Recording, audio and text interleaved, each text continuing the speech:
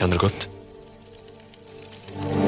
हमें ना तो अपने बीते समय को लेकर अनावश्यक रूप से कोड़ना चाहिए और ना ही अपने भविष्य को लेकर अनावश्यक रूप से उत्सुक होना चाहिए। वर्तमान सत्य है, उसी पर पूरा ध्यान केंद्रित होना चाहिए। किंतु कैसे? बीते समय से शक्ति बटोरो और सजग होकर गढ़ो अपना वर्तमान। भविष्य अपने आप संवर जाएगा। भविष्य,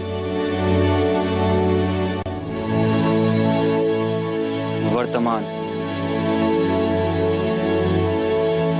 आप इन सब की बातें करते हैं ना आचार्य, किंतु मुझे दिखता ही नहीं है मेरा भविष्य। दिखाई देता है तो सिर्फ वर्तमान, जो कचोटता रहता है मुझे। 1.5 वर्ष आचार्य, 1.5 वर्ष हो गया मुझे इन यवनों की सेना में भर्ती हुए। रात दिन सोते जागते हर समय यह भय होता है कि कहीं मैं सचमुच ही तो इन यवनों का दास नहीं बन गया हूं आचार्य। तुम्हें स्मरण होगा चंद्रगुप्त,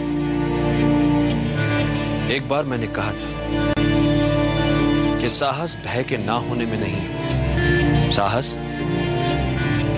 भय का सामना करने में है। भय,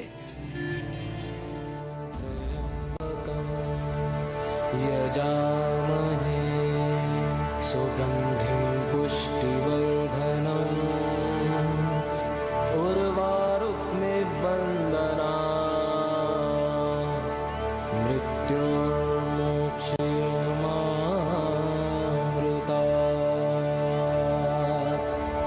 कोई भी समस्या आशा को परास्त नहीं कर सकती। कैसी भी रात सूर्योदय के सामने नहीं टिक सकती।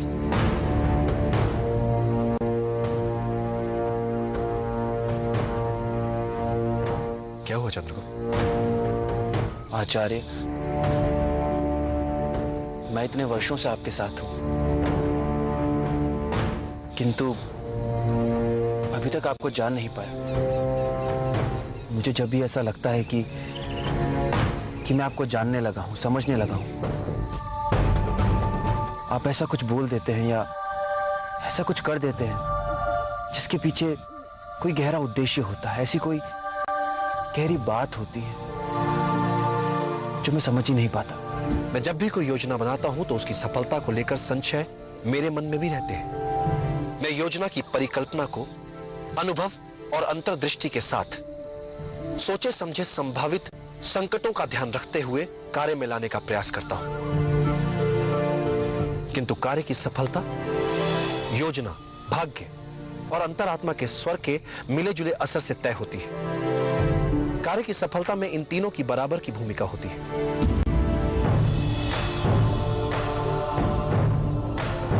सफलता के लिए अर्जुन की तरह हो पाना उचित रहता है,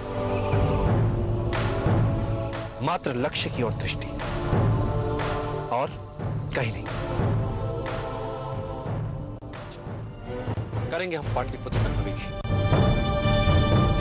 किंतु आचार्य, यदि नगर में प्रवेश करते समय सुरक्षा कर्मियों की दृष्टि हम पर पड़ गई तो?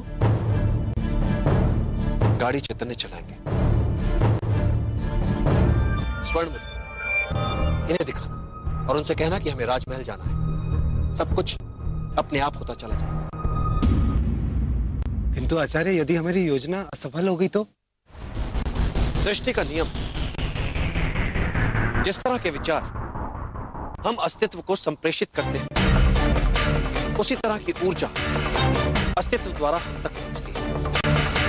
याद रहे, विचारों का सकारात्मक होना अनिवार्य है, तभी राह सरल और सुगम होती चली जाती है।